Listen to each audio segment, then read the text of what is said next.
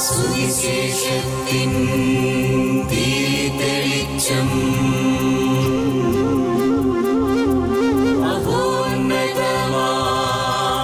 ആത്മാർപ്പണം വചനം സത്യം ജീവദായകം വചനം സത്യം ജീവദായകം വചനം സത്യം ജീവദായകം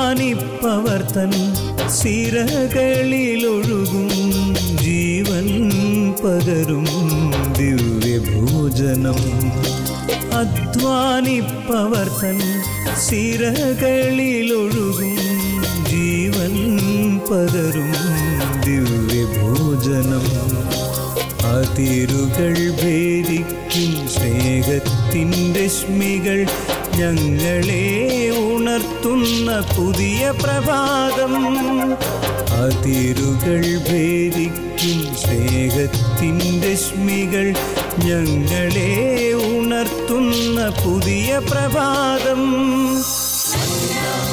മന്ന മന്ന മന്ന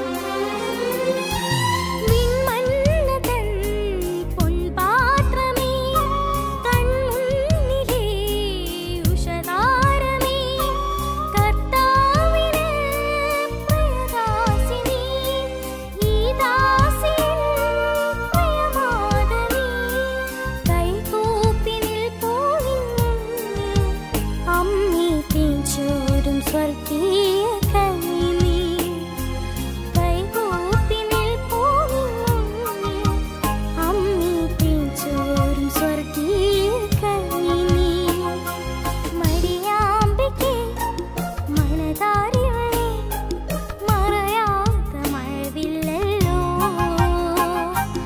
ആത്മാവിലെ അൽത്താരയിൽ പൊലിയാത്ത പൊൻപൂവല്ലോ ആരോരുമില്ലാത്ത നീരങ്ങളിൽ കണ്ണീര് തൂകുന്ന യാമങ്ങളിൽ ഹൃദയം നിറവോടെ ഓർക്കും അമ്മി കൈകൊള്ള നിൻ സ്നേഹരൂപം മരിയാമ്പിക്ക് മനതാരിൽ മറയാത്ത മഴവില്ലല്ലോ.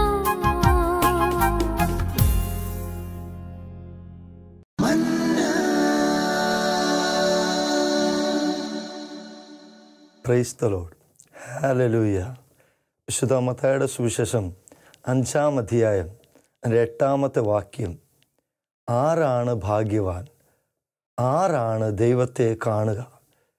ഈശോ പഠിപ്പിക്കുകയാണ്, ഹൃദയവിശുദ്ധിയുള്ളവർ ഭാഗ്യവാന്മാർ, എന്തെന്നാൽ അവർ ദൈവത്തെ കാണും. ദൈവത്തെ കാണാനുള്ള നമ്മുടെ ക്വാളിറ്റി അവിടെ ഈശോ പറഞ്ഞു തരികയാണ്. ദൈവത്തെ കാണാനുള്ള ക്വാളിറ്റി നമ്മുടെ ഹൃദയത്തിൻ്റെ പരിശുദ്ധിയാണെന്ന്. ആ വചനം ഇങ്ങനെയൊന്ന് ധ്യാനിക്കാം. ഹൃദയ വിശുദ്ധി ഇല്ലാത്തവർ നിർഭാഗ്യവാന്മാർ, നിർഭാഗ്യവതികൾ, എന്തെന്നാൽ അവർ ദൈവത്തെ കാണുകയില്ല. ദൈവത്തെ കാണാൻ പറ്റാത്തവണ്ണം ഹൃദയം മലിനമാണെങ്കിൽ യേശുക്രിസ്തുവിന് ആ ഹൃദയം നമുക്ക് ഭരമേൽപ്പിക്കാം. യേശുക്രിസ്തുവിൻ്റെ വിശുദ്ധി നമ്മളിലേക്ക് കടന്നു വരുവാനും യേശുക്രിസ്തുവിൻ്റെ സമാധാനം നമ്മളിൽ നിലനിൽക്കുവാനും യേശുക്രിസ്തുവിനെ കാണുവാനുമായി നമുക്ക് ആഗ്രഹിക്കാം. അതിനുവേണ്ടി നമ്മളെ തന്നെ സമർപ്പിക്കാം. മനസ്സിൻ്റെയും ആത്മാവിൻ്റെയും ശരീരത്തിൻ്റെയും പരിശുദ്ധി നഷ്ടപ്പെടുത്തുന്നത് വഴി നമ്മുടെ ജീവിതത്തിൽ ദുരിതങ്ങളും ദുഃഖങ്ങളും ക്ലേശങ്ങളും അസ്വസ്ഥതകളും വന്നടിയുന്നു. വിശുദ്ധി കൂടാതെ ദൈവത്തെ ദർശിക്കുക സാധ്യമല്ല. ആത്മാവിൻ്റെയും മനസ്സിൻ്റെയും ശരീരത്തിൻ്റെയും പരിശുദ്ധി കളങ്കപ്പെട്ടു പോകാതിരിക്കാൻ യേശുവിനോട് തന്നെ നമുക്ക് പ്രാർത്ഥിക്കാം. ഈ സമയം യേശു നമ്മളിൽ നിന്ന് ആവശ്യപ്പെടുന്നതും ഈ കാലഘട്ടങ്ങളിൽ യേശു നമ്മളിൽ നിന്ന് ആവശ്യപ്പെടുന്നത് മറ്റൊന്നുമല്ല, നമ്മുടെ ജീവിതത്തിൻ്റെ പരിശുദ്ധിയാണ്. കണ്ണുകളുടെ പരിശുദ്ധി, നാവിൻ്റെ പരിശുദ്ധി, കാതിൻ്റെ പരിശുദ്ധി, ഹൃദയത്തിൻ്റെ പരിശുദ്ധി, ഇത് യേശു നമ്മളിൽ നിന്ന് ആവശ്യപ്പെടുകയാണ്. ഹെബ്രായ ലേഖനത്തിൽ പൗലോസ്ലീഹ ഇപ്രകാരം നമ്മളെ പഠിപ്പിക്കുന്നുണ്ട്, എല്ലാവരോടും സമാധാനത്തിൽ വർദ്ധിച്ച് വിശുദ്ധിക്ക് വേണ്ടി പരിശ്രമിക്കുവിൻ. ഇന്ന് അനവധി പരിശ്രമങ്ങൾ നമ്മുടെ ജീവിതത്തിൽ നടക്കുന്നുണ്ട്. ചിലർ വീട് വയ്ക്കാൻ പരിശ്രമിക്കുന്നു, ചിലർ ഡോക്ടറേറ്റ് എടുക്കാൻ പരിശ്രമിക്കുന്നു, ചിലർ വിദേശത്ത് പോകാൻ ശ്രമിക്കുന്നു, വേറെ ചിലർ ഇഷ്ടപ്പെടുന്നവരെ സ്വന്തമാക്കാനായിട്ട് പരിശ്രമങ്ങൾ നടത്തുന്നു, വേറെ കുറച്ച് പേര് ബിസിനസ്സിൽ ലാഭമുണ്ടാക്കാൻ പരിശ്രമിക്കുന്നു. എന്നാൽ ഇതിനൊക്കെ വിരുദ്ധമായി ഒരു പരിശ്രമം യേശു നമ്മളിൽ നിന്ന് ആവശ്യപ്പെടുന്ന വിശുദ്ധിക്ക് വേണ്ടി പരിശ്രമിക്കുവാൻ. ഇന്ന് വിശുദ്ധിക്ക് വേണ്ടി പരിശ്രമിക്കാതെ ആർക്കും യേശുവിനെ കണ്ടുമുട്ടാൻ സാധ്യമല്ല. ജ്ഞാനത്തിൻ്റെ പുസ്തകം 6-ാം അധ്യായം അതിൻ്റെ 10-ാമത്തെ വാക്യം നമ്മൾ വായിക്കുന്നുണ്ട്, വിശുദ്ധമായവ വിശുദ്ധിയോടെ ചെയ്യുന്നവർ വിശുദ്ധരാകും. വിശുദ്ധമായവതെല്ലാം വിശുദ്ധിയോടെ ചെയ്യുവാൻ ദൈവം നമ്മളെ അനുവദിക്കും. ദൈവം അതിനായി നമ്മളെ തിരഞ്ഞെടുത്തിരിക്കുകയാണ്. നമ്മളെല്ലാം ജീവിക്കേണ്ടത്, യേശുക്രിസ്തുവിൽ ജീവിക്കേണ്ടത് വിശുദ്ധരാകാൻ വേണ്ടിയാണ്. ആത്മമണ്ഡലത്തിൽ യേശുക്രിസ്തുവിൻ്റെ പരിശുദ്ധി നമ്മളിൽ നിറഞ്ഞ് കവിഞ്ഞ് ഒഴുകുന്നതനുസരിച്ച് യേശുക്രിസ്തുവിനെ നമുക്ക് ലോകത്തിൽ വെളിപ്പെടുത്താനായിട്ട് സാധിക്കും.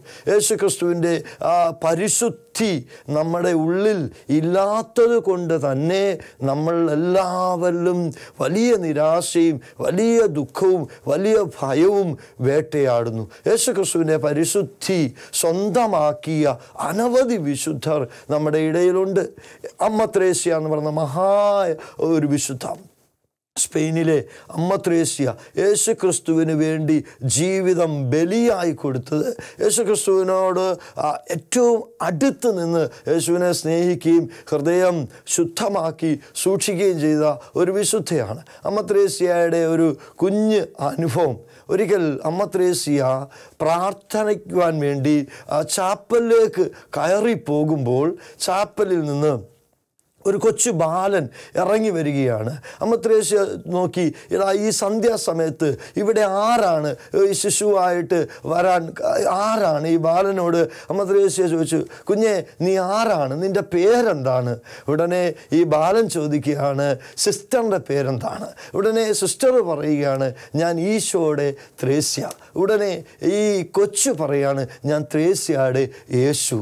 ഉടനെ ഈ കുഞ്ഞിനെ കൈകളിലെടുത്ത അമ്മ ത്രേസ്യ ഈ കുഞ്ഞിൻ്റെ കവിളിൽ മുത്തമിട്ടപ്പോൾ ഒരു കാര്യം മനസ്സിലായി, ഇത് സാധാരണ ശിശുവല്ല, ഇതൊരു സാധാരണ ശിശുവല്ല, ഇത് അമ്മ മാതാവ് 9 മാസം ഉദരത്തിലിട്ട് വളർത്തിയ ശിശുവാണ്. പൂജരാജാക്കന്മാർ ആരാധിച്ചു പോയ ശിശുവാണ്. യൗസേപ്പ് പിതാവിൻ്റെ കൈപിടിച്ച് നടന്ന ശിശുവാണ്. നസ്രത്തിലെ തച്ചൻ്റെ മകനെന്ന് വിശേഷിപ്പിക്കപ്പെട്ട ശിശുവാണിത്. ഈ ശിശുവിനോട് അമ്മ ത്രേസ്യ ചോദിക്കുകയാണ്, യേശുവേ, അങ്ങ് ഇന്ന് ശിശുവായി എൻ്റെ അരികിൽ വരാൻ ഞാൻ എന്താണ് ചെയ്തത്? ഉടനെ അമ്മ ത്രേസ്യയ്ക്ക് ഈശോ കൊടുക്കുന്ന മറുപടി, ട്രീസ, നീ മറ്റുള്ളവരോട് പറയാറില്ലേ ഞാൻ യേശുവിൻ്റെ ത്രേസ്യയാണെന്ന്? ഞാൻ യേശുവിൻ്റെ ത്രേസ്യയാണെന്ന് നീ മറ്റുള്ളവരോട് പറഞ്ഞപ്പോൾ ഞാൻ നിൻ്റെ യേശുവാണെന്ന് പറയാനാണ് നിൻ്റെ അരികിൽ വന്നത്. യേശു നമ്മുടെ അരികിലേക്ക് വരുന്നുണ്ട്, നമ്മുടേതാണെന്ന് പറയാൻ. അത് കാണാൻ തക്ക ഒരു പരിശുദ്ധി നമ്മളിൽ ഉണ്ടാകണമെങ്കിൽ നാം ആയിരിക്കുന്നിടത്ത്, നാം ചെയ്യുന്ന മേഖലകളിൽ നമ്മൾ ആരെല്ലാമായി സഹകരിക്കുന്നു അവിടെയെല്ലാം ഒരു വിശുദ്ധ ഇടപെടൽ, ഒരു വിശുദ്ധ ജീവിതം യേശു നമ്മളിൽ നിന്ന് ആവശ്യപ്പെടുന്നുണ്ട്. വിശുദ്ധ പത്രോസ്ലീഹായുടെ ലേഖനത്തിൽ, 1-ാം ലേഖനത്തിൽ അതിൻ്റെ 2-ാം അധ്യായങ്ങളിലും 1-ാം അധ്യായങ്ങളിലുമൊക്കെ വിശുദ്ധ പത്രോസ്ലീഹ നമ്മളെ പഠിപ്പിക്കുന്ന ഒരു കാര്യമുണ്ട്. നമ്മളെല്ലാവരും ഒരുങ്ങിയിരിക്കണം. എന്തിനാണ് ഒരുങ്ങിയിരിക്കേണ്ടത്? എങ്ങനെയാണ് ഒരുങ്ങേണ്ടത്? മാനസികമായി ഒരുങ്ങിയിരിക്കണം, സമചിത്തമുള്ളവരായിരിക്കണം. എന്തിനു വേണ്ടിയാണ്? യേശു ക്രിസ്തുവിൻ്റെ പ്രത്യാഗമനത്തിൽ നമുക്ക് ലഭിക്കാനിരിക്കുന്ന കൃപയിൽ പ്രത്യാശ അർപ്പിച്ചുകൊണ്ട് നമ്മുടെ ശരീരങ്ങളെ വിശുദ്ധിയോടെ കാത്തു സൂക്ഷിക്കണം. യേശു ക്രിസ്തുവിൻ്റെ വരവിനുമായി ബന്ധപ്പെട്ട് നമ്മൾ കാത്തിരിക്കുന്നത്, ആത്മാവിൽ കാത്തിരിക്കേണ്ടത്, ശരീരത്തിൽ കാത്തിരിക്കേണ്ടത്, ജീവിതത്തിൽ കാത്തിരിക്കേണ്ടത് നമ്മുടെ പരിശുദ്ധമായ ജീവിതം വെളിപ്പെടുത്തിയാകണം. പരിശുദ്ധി നഷ്ടപ്പെട്ടു പോകുന്നിടത്താണ് തകർച്ചകൾ, രോഗങ്ങൾ, അതുമല്ലെങ്കിൽ മറ്റ് ക്ലേശങ്ങൾ, നഷ്ടങ്ങൾ പരിശുദ്ധി നഷ്ടമാകുമ്പോൾ ഉണ്ടാകും. ആത്മാവിൻ്റെ പരിശുദ്ധിക്ക് വേണ്ടി ശരീരം സമർപ്പിച്ച് നമുക്ക് കാത്തിരിക്കണം, പ്രാർത്ഥിക്കണം. അതിനുവേണ്ടി നമ്മൾ ഒരുങ്ങണം. ഒരിക്കൽ വിശുദ്ധ ഫ്രാൻസിസ് അസീസി പുണ്യാളൻ മൊറീക്കോ എന്ന് പറയുന്ന ഒരു സ്ഥലത്ത് സുവിശേഷം അറിയിക്കാനായിട്ട് പോയി. മൊറീക്കോയിലെ സുവിശേഷ പ്രഘോഷണമെല്ലാം കഴിഞ്ഞ് അദ്ദേഹം സന്ധ്യാസമയത്ത് ഒരിക്കൽ ഒരു വീട്ടിൽ വന്ന് വാതിലിൽ തട്ടി വിളിക്കുമ്പോൾ വീട്ടിൽ ഒരു സ്ത്രീ ഇറങ്ങി വന്നിട്ട് ചോദിക്കുകയാണ്, നീ ആരാണ്? നിനക്കെന്ത് വേണം? നീ എവിടെ നിന്ന് വരുന്നു? ഉടനെ ഫ്രാൻസിസ് അസീസി കൊടുക്കുന്ന മറുപടി, ഞാൻ ക്രിസ്തുവിൻ്റെ സ്നേഹത്തെ പ്രതി എരിയുന്ന ഭാവം ഭ്രാന്തനാണ്. ഞാൻ ക്രിസ്തുവിൻ്റെ സ്നേഹത്തെ പ്രതി എരിയുന്ന ഭാവം ഭ്രാന്തനാണ്. നിനക്കെന്ത് വേണം? യേശു ക്രിസ്തുവിൻ്റെ സ്നേഹത്തെ പ്രതി ഞാൻ നിന്നോട് അപേക്ഷിക്കുന്നു, അല്പം എനിക്ക് വിശ്രമിക്കാൻ ഒരിടവും ഭക്ഷിക്കാൻ അല്പം ആഹാരവും നൽകണം. ആ സ്ത്രീ ഫ്രാൻസിസ് അസീസിക്ക് ഭക്ഷണം കൊടുത്തു, കിടക്കാൻ ഒരു സ്ഥലമൊരുക്കി കൊടുത്ത്. രാത്രി വൈകി, ഏറെ വൈകി ഫ്രാൻസിസ് ഉറങ്ങിയപ്പോൾ ഫ്രാൻസിസ് ഉറങ്ങുന്ന മുറിയിൽ കതകിൽ തട്ടി വിളിക്കുക. ആരാ തട്ട് വിളിക്കുന്നതെന്ന് അറിയാൻ വേണ്ടി ഫ്രാൻസിസ് കതവ് തുറന്നു നോക്കിയപ്പോൾ ഞെട്ടിപ്പോയി. എന്താണ്? ഒരു സ്ത്രീ നഗ്നയായിട്ട് ഫ്രാൻസിസിൻ്റെ മുമ്പിൽ നിൽക്കുകയാണ്. ഫ്രാൻസിസിനോട് പറയണം, ഫ്രാൻസിസ്, എനിക്ക് ഇന്ന് പാപം ചെയ്യാൻ ആരെയും കിട്ടിയില്ല, വരിക നമുക്ക് പാപം ചെയ്യാം. ഫ്രാൻസിസ് പറഞ്ഞു, അതിനെന്താ, നീ ഒരു കാര്യം ചെയ്യ്, കിടക്ക ഒരുക്ക്, ഞാൻ അല്പം തീ കായട്ടെ, തീ കാഞ്ഞ ശേഷം നമുക്ക് പാപം ചെയ്യാം. ഫ്രാൻസിസ് അവിടെയുള്ള നെരിപ്പോട് അന്വേഷിച്ചു. നെരിപ്പോടിൻ്റെ അടുത്ത് പോയി ഈ സ്ത്രീ വളരെ സന്തോഷത്തോടെ കിടക്ക ഒരുക്കി തിരിച്ചു വന്നപ്പോൾ ഫ്രാൻസിസ് കത്തുന്ന നെരിപ്പോടിൻ്റെ അകത്ത് കിടക്കുകയാണ്. ഫ്രാൻസിസിനോട് പറയാണ്, ഫ്രാൻസിസ്, അത് തീയാണ്, നിനക്ക് പൊള്ളുന്നില്ലേ, നീ പുറത്തു വാ, നീ കരിഞ്ഞു പോകും. ഉടനെ ഫ്രാൻസിസ് പറയാണ്, ഇത് തീയല്ല, ഇത് പൂമത്തയാണ്, വരിക നമുക്ക് ഇവിടെ കിടന്ന് ശയിക്കാം. ഉടനെ ഈ സ്ത്രീ പറയാണ്, ഫ്രാൻസിസ്, അത് തീയാണ്, നീ കരിയുന്നില്ലേ, നീ വേഗം പുറത്തു വരിക. ഫ്രാൻസിസ് പറയുകയാണ്, എരിയുന്ന സ്നേഹത്തിൻ്റെ അഗ്നി എൻ്റെ ഉള്ളിലുള്ളത് കൊണ്ട്, വിശുദ്ധ അഗ്നി എൻ്റെ ഉള്ളിലുള്ളത് കൊണ്ട് ഇത് എനിക്ക് തീയല്ല, പൂമത്തിയാണ്.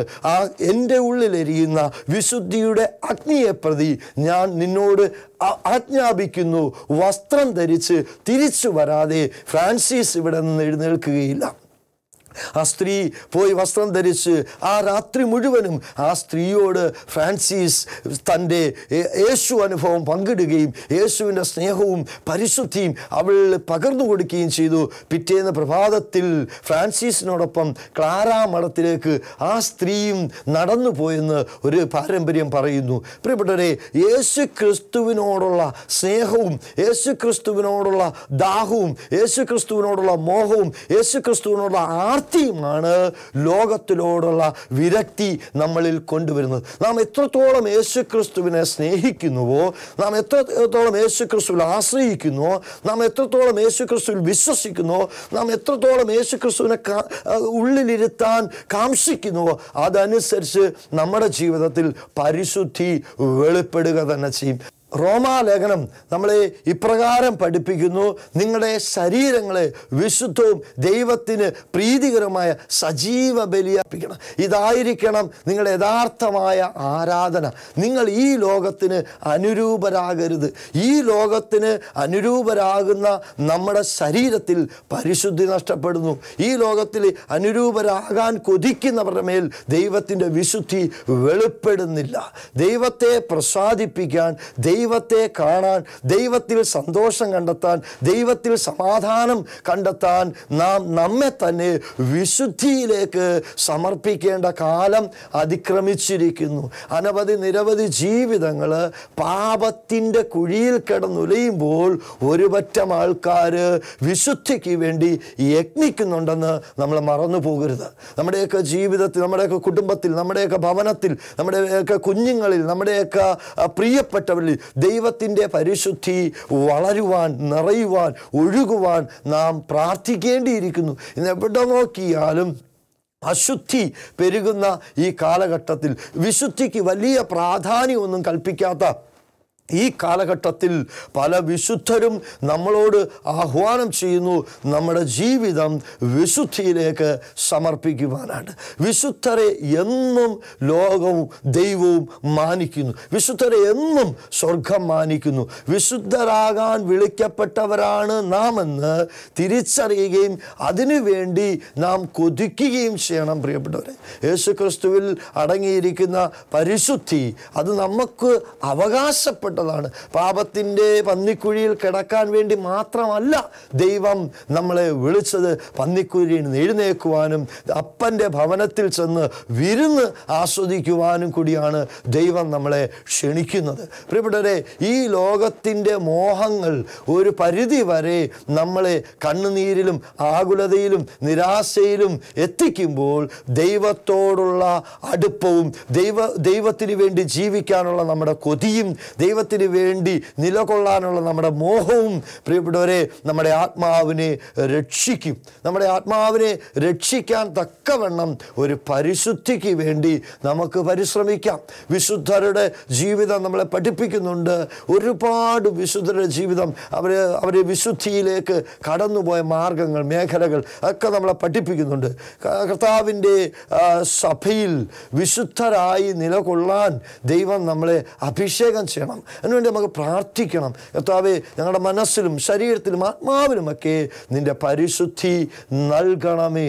ഈശോയുടെ പരിശുദ്ധിക്ക് വേണ്ടി കൊതിച്ച മറ്റൊരു വിശുദ്ധനാണ് തോമസ് അക്വീനോസ്. കർത്താവിൻ്റെ പരിശുദ്ധിക്ക് വേണ്ടി കൊതിച്ച ഒരു മനുഷ്യൻ. അദ്ദേഹത്തിൻ്റെ കുഞ്ഞു പെങ്ങൾ ഒരിക്കൽ അദ്ദേഹത്തോട് ചോദിക്കുകയുണ്ടായി, ചേട്ടൻ ഈ മാറ്റം എങ്ങനെയാണ് ഉണ്ടായത്? ഉടനെ തോമസ് അക്വീനോസ് പറയുകയാണ്, മാറാൻ ആഗ്രഹിക്കുന്നെങ്കിൽ മകളെ, അനിയത്തി, നീ നിൻ്റെ ഡയറി എടുക്കുക, അതിൻ്റെ അകത്ത് എഴുതി വെക്കുക. അതിൻ്റെ അകത്ത് എന്താണ് എഴുതേണ്ടത്?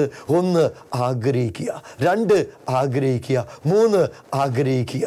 പ്രിയപ്പെട്ടവരെ, കർത്താവിൻ്റെ പരിശുദ്ധി നമ്മളിൽ നിറയാൻ, നിലകൊള്ളാൻ, ഒഴുകുവാൻ, വെളിപ്പെടാനായിട്ട് 1 ആഗ്രഹിക്കുക, 2 തീവ്രമായി ആഗ്രഹിക്കുക, 3 മരണം വരെ ആഗ്രഹിക്കുക.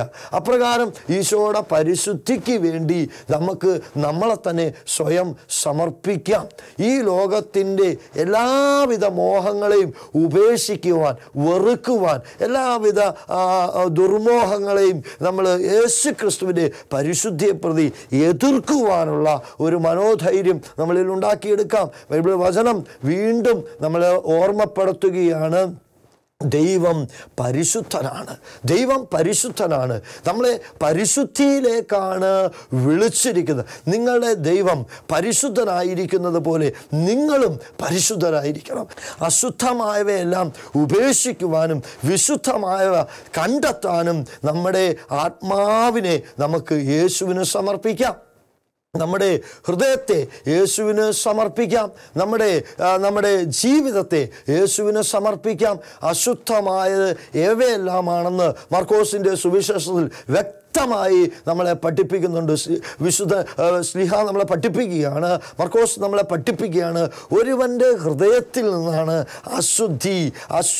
അശുദ്ധി അല്ലെങ്കിൽ ദുർമോഹം, അഹങ്കാരം, കോപം, അലസത, മടി, വ്യഭിചാരാസക്തി, ഇതെല്ലാം ഒരുവൻ്റെ ഹൃദയത്തിൽ നിന്ന് പുറത്തേക്ക് വരുന്നെന്ന് ബൈബിൾ പറയുമ്പോൾ, എന്നാൽ യേശു യോഹന്നാൻ്റെ സുവിശേഷത്തിൽ നമുക്കൊരു ഉറപ്പ് നൽകിയാണ്. അവനിൽ വിശ്വസിക്കുന്നവൻ്റെ ഹൃദയത്തിൽ നിന്ന് വിശുദ്ധ ലിഖിതം പ്രസ്താവിക്കുക, ജീവജലത്തിൻ്റെ അരുവികൾ ഒഴുകും. ഇവിടെ യേശു നമ്മളിൽ നിന്ന് ആഗ്രഹിക്കുന്നതും അത് തന്നെയാണ്. നമ്മുടെ ഹൃദയത്തിലുള്ള അഹങ്കാരം, സ്വാർത്ഥത, വിദ്വേഷം, ഞാനെന്ന ഭാവം, വെറുപ്പ്, വൈരാഗ്യം, വിട്ടുകൊടുക്കാൻ പറ്റാത്ത മനോഭാവങ്ങൾ നമുക്ക് ഉപേക്ഷിക്കാം. മറുത്ത് യേശുവിനോട് പറയാം, യേശുവേ, ജീവജലം ഒഴുകുന്ന ഒരു ഹൃദയം എനിക്ക് നൽകുക. ജീവജലം നൽകുന്ന ഒരു ഹൃദയം എന്നിൽ നീ സൃഷ്ടിക്കുക.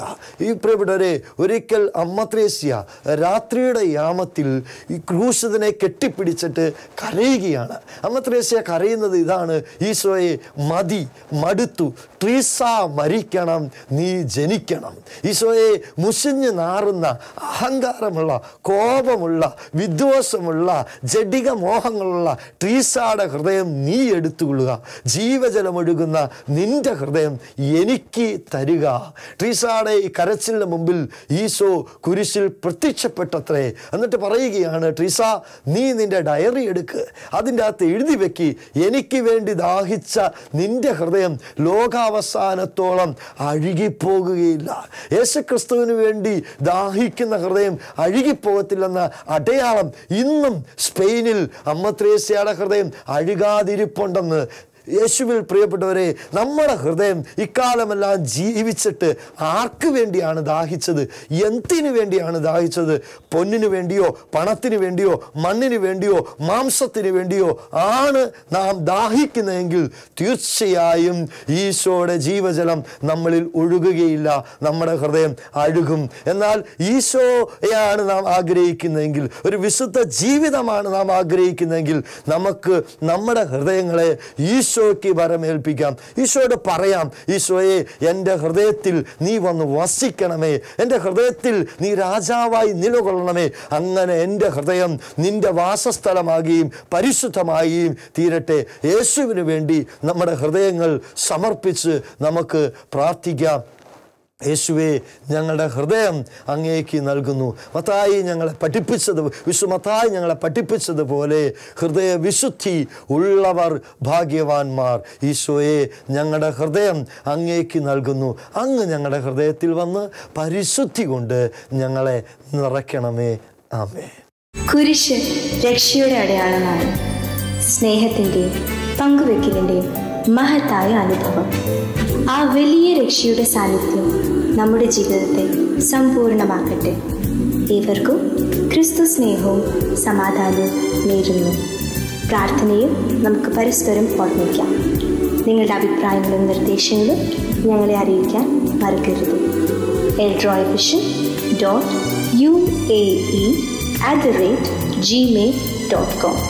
ഞങ്ങളെ ഉണർത്തുന്ന പുതിയ പ്രഭാതം, അതിരുകൾ ഭേദിക്കും സ്നേഹത്തിൻ്റെ രശ്മികൾ.